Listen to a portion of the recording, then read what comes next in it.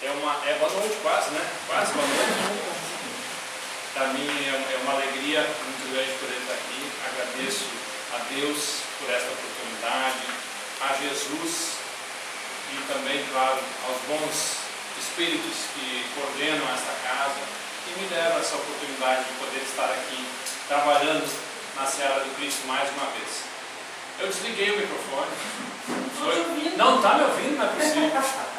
Não, vou explicar para vocês. Eu trouxe essa caixa de som, ela é minha, particular. Eu trouxe para a gente testar, para ver como é que fica o som aqui, tá? Porque é bastante caro e mesmo o microfone sem fio, se a gente for investir, é bastante caro. Vamos primeiro rebocar, depois a gente vê. Enquanto isso a gente vai quebrando o galho aí, tá? Como não tem como ligar a televisão e a caixa de som ao mesmo tempo, nós vamos ficar só com o visual, tá bom? Bom assim? Bom, hoje o título da nossa exposição é A Realeza de Jesus, está no Evangelho segundo o Espiritismo, capítulo 2, número 4.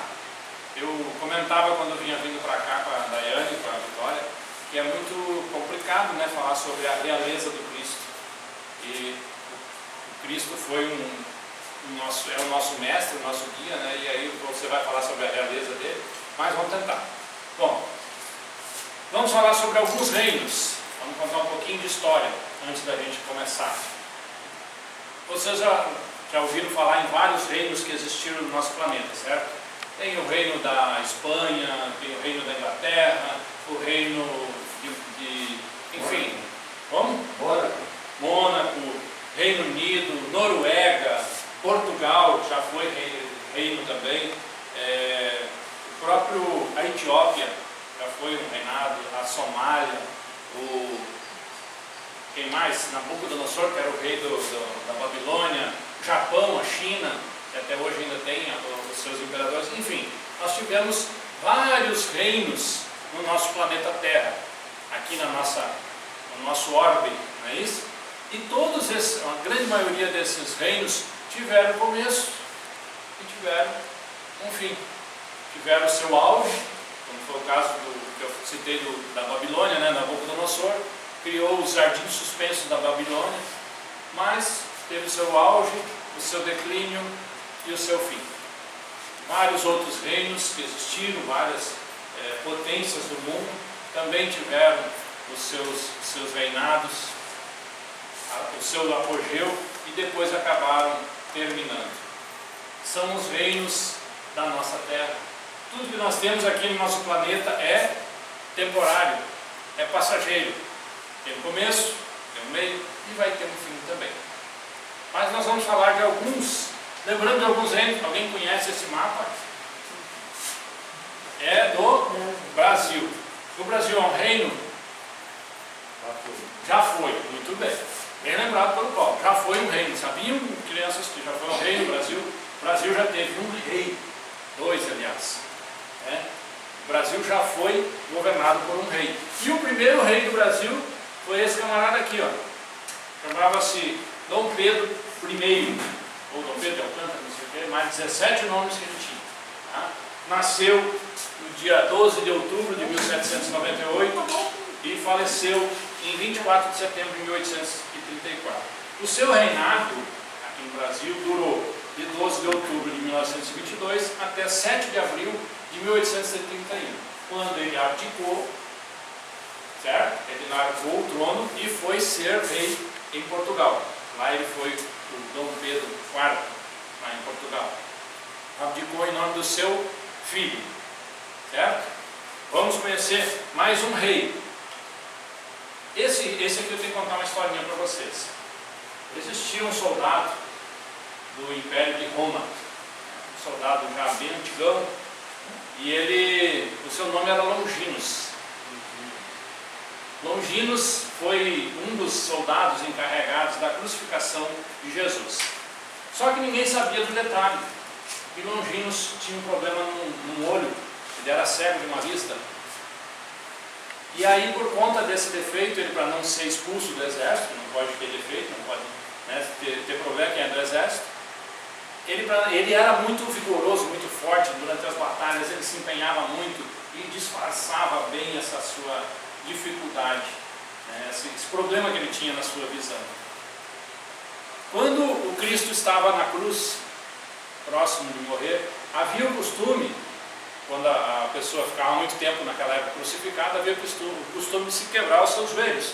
E aí já tinha uma marreta especialmente para isso, o camarada ia lá e quebrava os joelhos, porque a pessoa crucificada acabava forçando os pulmões, o pulmão não funcionava mais e ela morria por asfixia. Estas eram as mortes dos crucificados, como nós era queridinho naquela época, né? Isso nós fizemos, gente, nós, humanidade. Então, quando Cristo estava agonizando na cruz, um dos soldados pegou essa marreta e foi em direção ao Cristo para quebrar os seus joelhos, para que ele morresse, já que se aproximava a Páscoa, era um feriado tido religioso, né? Um feriado deles que eles não poderiam, havia o costume que não poderia ficar a pessoa na cruz, penando, como se diz, teria que morrer. Então ele se aproximou para quebrar, e Longinos rapidamente pegou a sua espada e introduziu a sua espada em Jesus, embaixo da sua costela. E saiu o quê?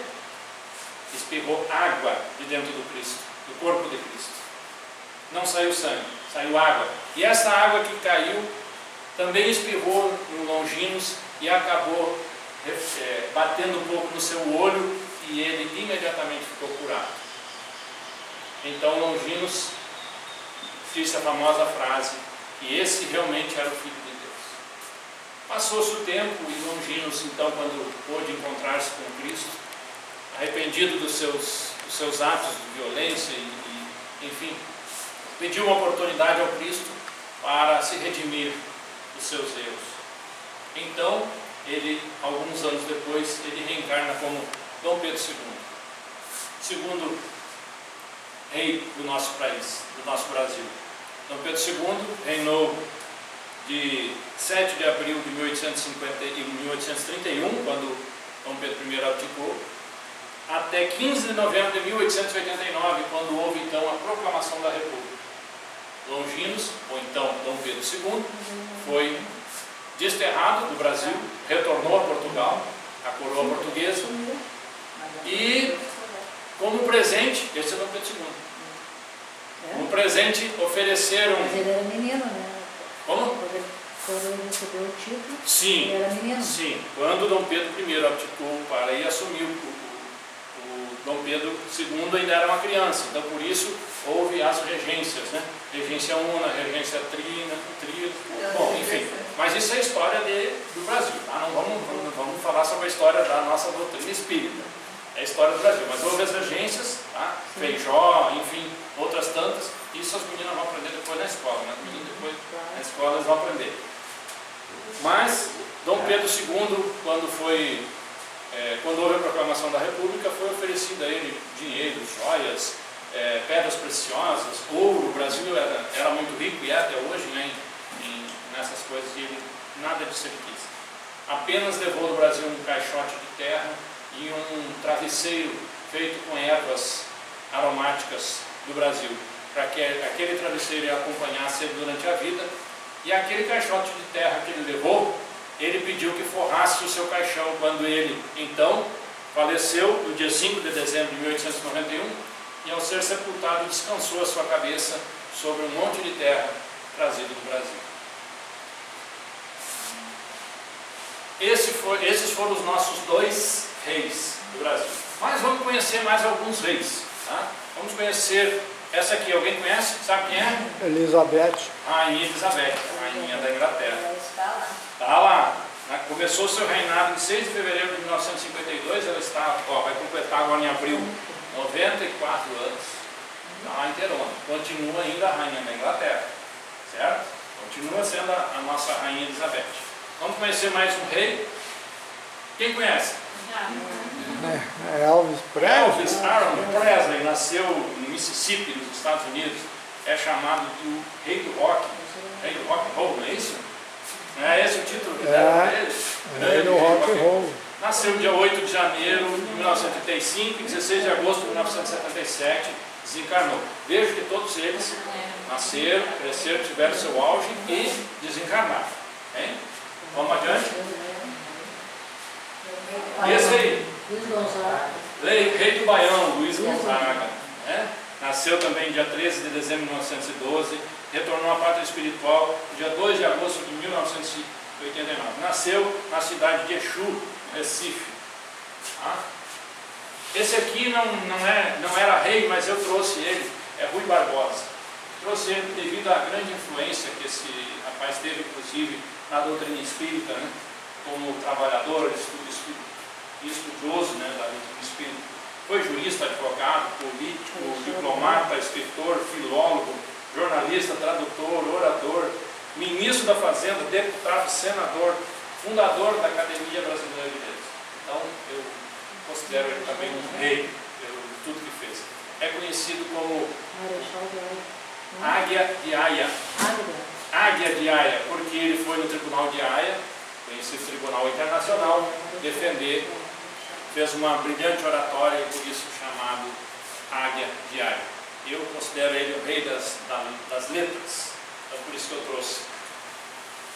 E esse aqui, vamos ver quem conhece. Mazzaropi. Mazzaropi, Amácio Mazzaropi. Nasceu em São Paulo, morreu em São Paulo, nasceu em 9 de abril de 1912 e faleceu em 13 de junho de 1981. Mazzaropi foi o rei da comédia, não é isso? Foi o rei do cinema, das comédias, um grande cara. Eu trouxe um também em homenagem, esse é do nosso amigo Ari, conhece? Gildo de Freitas. Gildo de Freitas nasceu em Porto Alegre e é o rei da trova, o rei dos trovadores. Nosso grande Gildo de Freitas gaúcho, rei dos trovadores. Bom, então, gente, vejam que eu trouxe aqui vários reis e rainhas. Tivemos reis da poesia, que estão lá no texto, que a gente viu lá no Evangelho segundo o Espiritismo. Tem rei da poesia, tem rei da música, rei do teatro, rei enfim, vários reis. E tem rei de coisa ruim também. Rei da mentira. Diz que o mentiroso, a gente não consegue acreditar mesmo quando ele conta a verdade, né? Tem o rei da mentira, tem o rei da bagunça. Ó, a rainha também, né? Não sei. Tem o rei da preguiça. Não tem rei da preguiça? A mãe diz, hoje está com o rei da preguiça. Tem o rei das coisas ruins também. Nós temos reis para tudo, reis e rainhas. É uma forma de dizer, é uma maneira de se colocar. Mas nós tivemos vários reis no nosso planeta. E na Bíblia, muitos reis também. Vamos conhecer um rei. É para ser, eu procurei na Wikipédia, é para ser uma imagem do rei Davi. Nasceu em Belém em 1040 a.C. e faleceu em 970 a.C. Ele foi o segundo rei de Israel. O primeiro foi Saul, ele sucedeu a Saul no trono. Era músico, tocava a sua harpa. Segundo os estudos, foi ele que escreveu o livro de Salmos. Lembra da Bíblia que a gente falou na outra palestra? O livro de Salmos foi escrito pelo rei Davi. Também foi um guerreiro. Todo mundo conhece a história de Davi e Golias, que o rei Davi, somente com uma funda, ou com um bodoque, né? Uma funda diferente do bodoque, derrotou, uma funda, gira, né? E joga a pedra. E ele derrotou o gigante Golias, famosa história de Davi e Golias. Ele foi um grande guerreiro, invadiu vários países e expandiu seu império, passou o seu império para Salomão. Salomão era filho de Davi, também busquei na Wikipédia a imagem. Salomão, filho de Davi, teve 700 esposas, 300 concubinas. Danadinho, hein? E é conhecido pela sua sabedoria. Salomão escreveu o livro de Provérbios, da Bíblia também, e o livro de Eclesiastes. Também construiu o Templo de Jerusalém, que nós já ouvimos falar muito bem. É conhecida a sua sabedoria. Conta-se uma história de que aproximaram-se duas mulheres em que discutiam e brigavam porque o filho de uma tinha morrido e uma das crianças, elas diziam que era delas. Duas mães e um filho. E uma dizia, é meu filho, a outra dizia, é meu filho. Não, é meu filho, não, é meu filho. E trouxeram para Salomão. Salomão, com a sua sabedoria, disse, muito simples, pega a criança, corta no meio com a espada. e dá um pedaço, metade para cada uma das mães. E aí uma das mães disse: não, eu prefiro então abrir mão do meu filho para que a outra crie ele. E ele disse: esta é a verdadeira mãe. A mãe que abre mão de um filho, que abre mão de estar próximo do seu filho para que outra pessoa possa criá-lo com vida, ao invés de ver o seu filho cortado ao meio. E a outra, claro, disse: não, por mim pode cortar, não tem problema não. Não era a mãe verdadeira. A mãe verdadeira, o pai verdadeiro, faz qualquer coisa por um filho, até mesmo abrir mão da sua companhia para poder o seu filho crescer, ser feliz. É isso que a gente faz, né? Cria filhos para o mundo. Não é assim? Vamos adiante. Vocês já ouviram falar nos Reis Magos? Como era o nome deles? Alguém sabe? Melchior. É meu? Melchior ou Belchior. É. Existem as duas versões. Melchior ou Belchior. Baltazar e Gaspar. Muito bem. Esses 3 reis magos foram visitar Jesus quando Jesus nasceu. Havia uma previsão, mas vejam só, que na Bíblia já existia, lá no livro de Isaías, no capítulo 9, dizia que o rei de Israel nascerá como um bebê e será chamado Príncipe da Paz. Também no livro de Isaías, no capítulo 7, versículo 14, diz que a virgem vai conceber. O rei de Israel ia nascer de uma virgem. E no livro de Miqueias, isso tudo do Antigo Testamento, lembra da última palestra, né, que a gente falou do Antigo Testamento, foi antes da vinda de Jesus. Já havia as predições, as profecias. No livro de Miqueias, no capítulo 5, versículo 2, diz que Jesus irá nascer em Belém. Então já se sabia até onde ele ia nascer. Quem eram os 3 reis magos? Melchior, Baltazar e Gaspar. Dizem que alguns estudos apontam que eles poderiam ser astrólogos ou pesquisadores, enfim, porque eles conheciam, vieram atrás da estrela de Davi, a estrela nascente, né, que sinalizou o nascimento do Cristo, a chegada de Jesus no nosso planeta. Mas não sabemos ao certo. Sabemos que eles vieram da região do Oriente, trouxeram presentes para o Cristo e depois retornaram por outro caminho, fugindo de Herodes, que já queria matar a criança, porque as profecias diziam que ele ia nascer. Eis então que nasce Jesus. O nascimento de Jesus é quando? Que dia? 25 de dezembro. 25 de dezembro. Segundo o livro Crônicas de Além Túmulo, publicado em 1935, através da mediunidade de Chico Xavier, Humberto de Campos, não é bem assim. Teria uma outra data para o nascimento do Cristo, confirmada essa versão por um estudioso chamado Robin Lane Fox, no livro A Bíblia, Verdade e Ficção, da Universidade de Oxford, e o senhor Rogério Mourão de Freitas, um astrônomo brasileiro, que confirmou através das posições das estrelas. Eles disseram que este cometa, ou esta estrela de Davi, a estrela que apontou o nascimento de Jesus, ela teria surgido numa determinada data diferente. Mas isso, para nós também, não é o caso. O que nós sabemos de certo é que Jesus encarnou. Jesus se tornou carne, se tornou humano. Mas como Jesus, nós já sabemos da última palestra que a Margarete brilhantemente fez, e falou aqui que Jesus já era o Cristo quando o nosso planeta estava em formação. Quando o nosso planeta começou a surgir os primeiros animais, os primeiros vegetais, Jesus já era o Cristo, ele era já um espírito evoluído. Precisou de muitos anos, alguns falam 800, outros 1000 anos, de preparação para que Cristo viesse até nós, encarnasse até nós. E junto com Cristo, uma legião de espíritos que vieram junto conosco.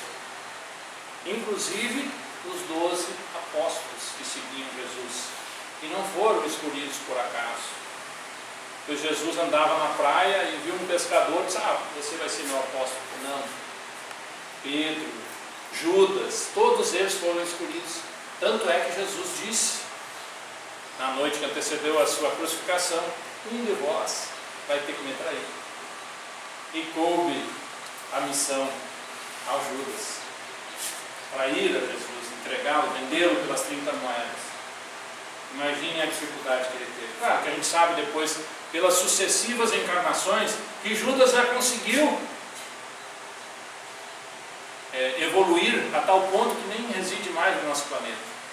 Já se tornou um espírito de luz, já bastante evoluído. A última notícia que temos é que ele teria sido, na última, Joana d'Arc. Essa é o que nos ensina a literatura. Mas Jesus nos vem trazendo uma legião de espíritos preparados para, junto com Ele, trazer a mensagem do Cristo, trazer o seu reinado para nós, mostrar para nós o seu reino de amor. Cristo, então, aos 12 anos de idade, está lá na Bíblia, em Lucas, capítulo 2, versículos 41 a 52. Jesus foi no templo.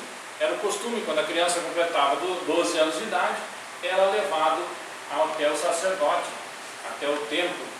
E Jesus estava no templo ensinando aos sacerdotes. E eles ficavam maravilhados com as coisas que Jesus falava, com 12 anos de idade. Ou seja, ele já era o Cristo. Agora no estudo alguém já falou das crianças que nascem já tocando piano, já tinha um menino que é maestro, o outro escrevendo, falando várias línguas. As crianças já trazem do seu berço as lembranças do passado, as recordações. E o Cristo, claro, como sendo o Cristo, já nos traz, desde jovem, todo o seu conhecimento, repassando para nós, ensinando. Jesus nos ensinou. Tem uma passagem que Jesus vai à beira do mar e teve que subir num barco, porque era muita gente. E aí Jesus teve que ir para o barco para poder ensinar. Tem também a parte inclusive o sermão da montanha, quando Jesus subia no monte de pedra e ensinava ao povo. E ensinou para nós através de parábolas. O que são parábolas? São histórias, né, que a gente já conhece, histórias com um fundo de moral. Quantas parábolas, alguém sabe dizer quantas parábolas o Cristo nos trouxe? Alguns falam em 40, alguns falam em 42. No estudo que eu achei, 40. Ali, o bom samaritano, a ovelha perdida, a moeda perdida, o filho pródigo, o administrador desonesto, o homem rico Lázaro, os servos, a viúva, o juiz, os talentos. Enfim, são 40 parábolas que o Cristo nos traz. Também isto vem nas profecias, que ele dizia que tinha que ensinar em parábolas. E mesmo assim a gente não entende. Até hoje, ainda estamos tentando aprender as parábolas do Cristo, as coisas que ele nos trouxe e nos ensinou.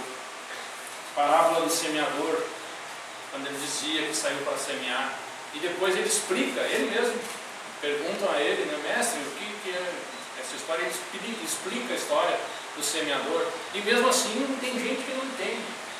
Eu tenho dificuldade às vezes em entender as passagens.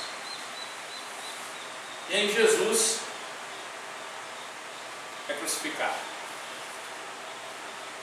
E avisou antes, né? Que ele ia ser crucificado.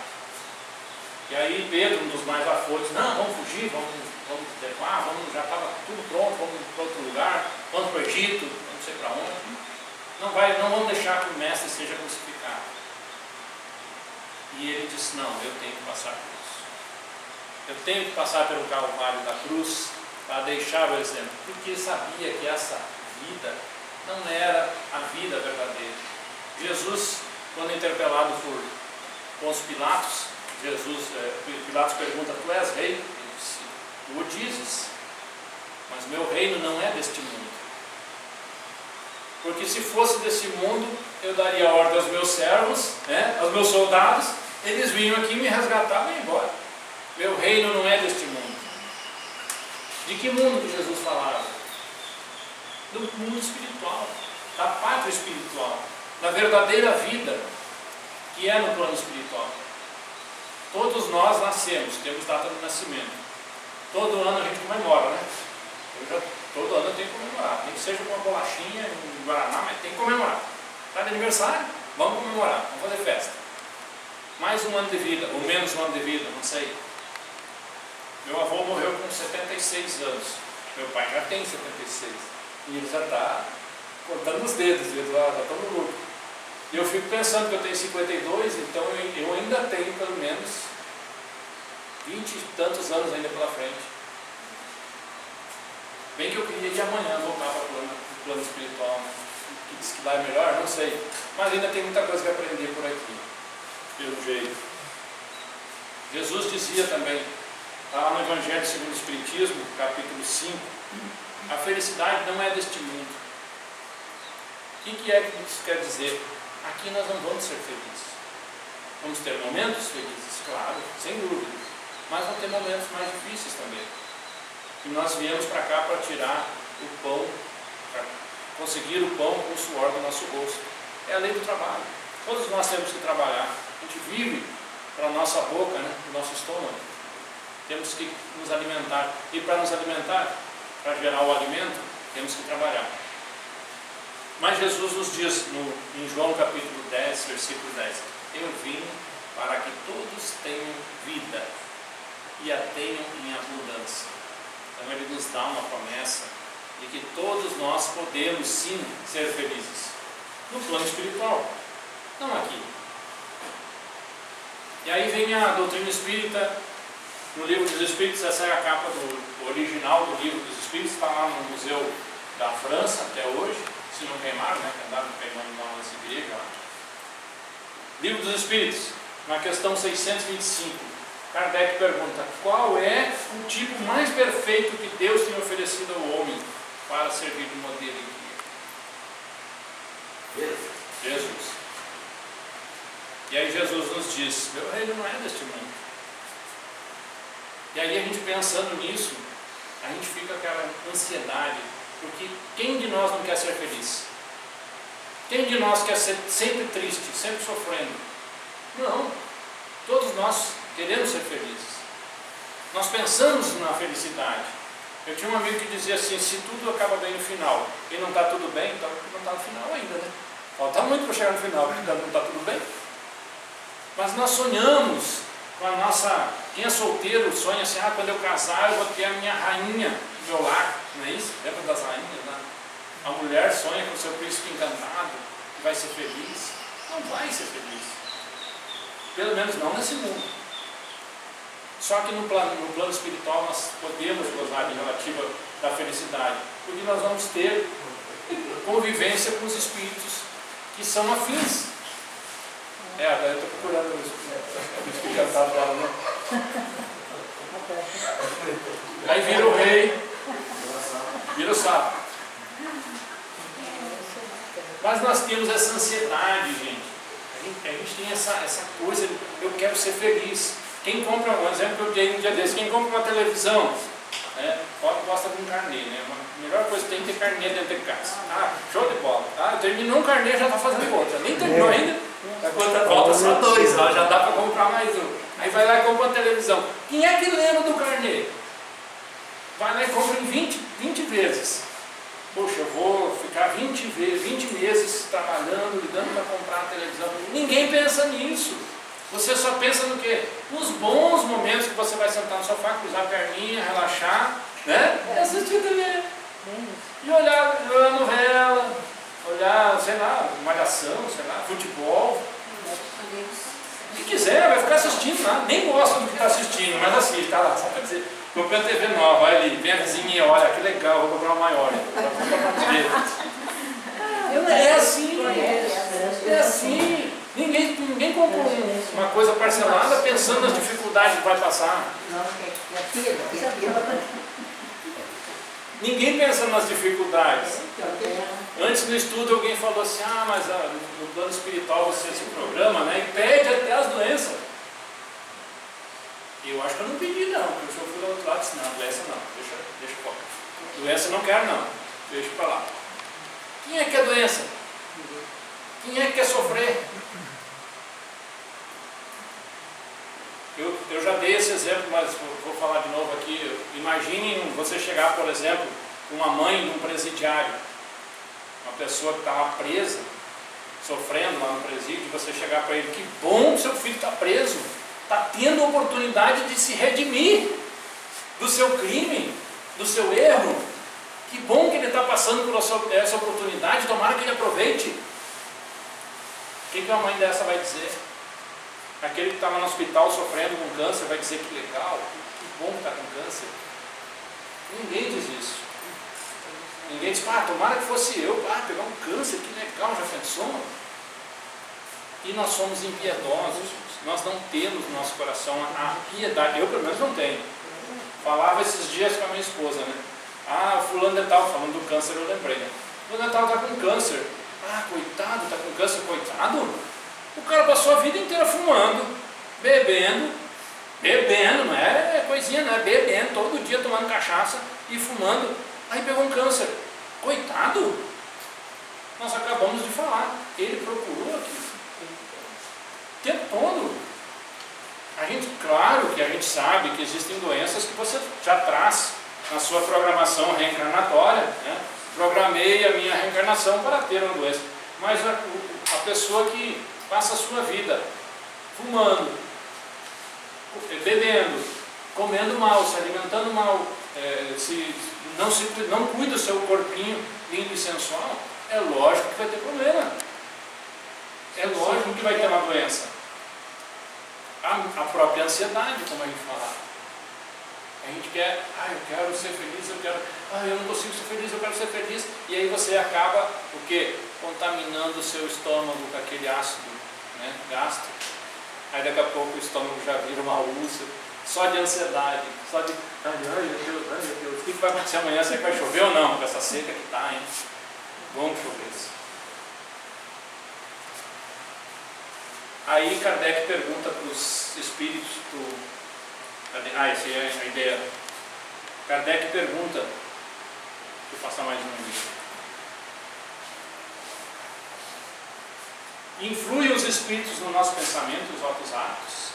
Sim. Mais do que a gente imagina. Você está lá pensando numa coisa e o espírito do lado ali, faz isso, faz aquilo. Vai lá e faz. Aí vem o anjo da guarda e diz, não faz, já quebrou a cara uma vez, já sabe que não dá certo. E aí você faz, e faz de novo, persiste no erro. Porque errar é humano, persistir no erro é humano.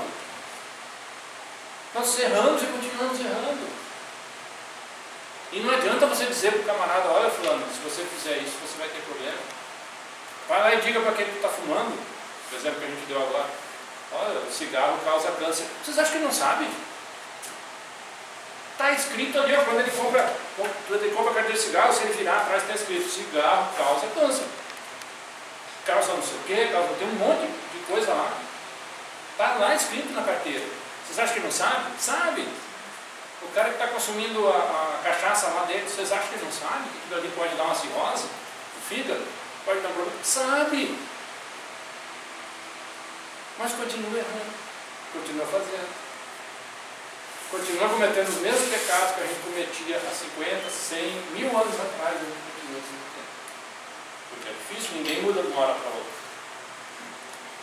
Já estamos no nosso final. A questão 471. E quando experimentamos uma sensação de angústia, de ansiedade indefinível ou de íntima satisfação, sem que reconhecemos a causa, devemos atribuí-la unicamente a uma disposição física? Claro que não. Isso se aplica principalmente a quem? Aos médiuns. Quem tem mediunidade. Tem dia que você acorda, hoje eu não estou bom. Hoje está triste, também morocochô, meio para baixo. Às vezes é um espírito que se aproxima de você e tenta causar depressão, tristeza, angústia. Às vezes é só isso. E como é que faz? Kardec também pergunta, como é que a gente faz para se livrar dessas impressões difíceis que os espíritos nos trazem? Tendo bons pensamentos. É fácil? Não é fácil. Ninguém falou que ia ser fácil. Mas a gente está aí para isso, lutando para isso. Estamos sofrendo para aprender. É isso que a gente tem que aprender, que a gente tem que lutar. O senhor falou do cigarro aí. O cigarro não faz mal só porque fuma, vai dar mal porque está perto do fumante. Também, o fumante passivo quem está próximo, né, os seus familiares, além de fazer, que é duplo, né, o erro duplo, além de fazer mal para o corpo dele, está fazendo mal para os outros. É verdade. A minha esposa foi criada com o pai dela fumando, e foi ter surpresa, e o doutor perguntou para ela se ela fazia tempo que tinha deixado de fumar, ela nunca botei cigarro na boca.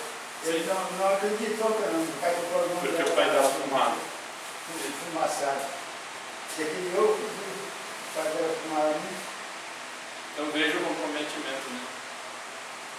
Gente, como eu disse, falar da realeza de Jesus é complicado, porque nós temos vários exemplos de vários reinos que cresceram, floresceram aqui no nosso planeta e também acabaram, né? Vários reinados que surgiram e desapareceram, mas o reinado de Cristo é eterno, porque Ele é o Rei da moral.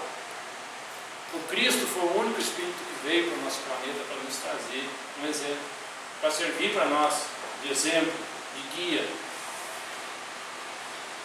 Os outros vieram para aprender, para crescer. Claro, alguns outros espíritos mais evoluídos também que ajudam até hoje. O Cristo ajudaram e ajuda até hoje. Mas o Cristo, como eu disse na questão 625, qual foi o exemplo que Deus nos deixou? É o Cristo. E o seu reinado, esse sim, dura para sempre, é eterno. Então vamos lembrar mais desse reinado espiritual, cuidar mais do nosso espírito, procurar esquecer essas coisas efêmeras que passam. A nossa vida passa assim, ó. Eu me lembro ontem, quando eu tinha 15 anos de idade. Me lembro ontem, quando eu fui fazer minha inspeção de saúde no Martelo. E hoje eu já estou na reserva. Mais de 30 anos já se passaram e parece que foi ontem. Eu queria encerrar, eu trouxe um videozinho, que não é de um rei, mas é um grande espírita, chama Bittencourt Sampaio, e ele ajudou a escrever algumas poesias, músicas. Então eu vou pedir aos trabalhadores, né, quem for fazer o passo, tá? Eu vou passar o vídeo, aí após o vídeo a gente pode fazer a oração e já seguir o passo, tá? Ela é bem interessante. Então, quem vai fazer a oração?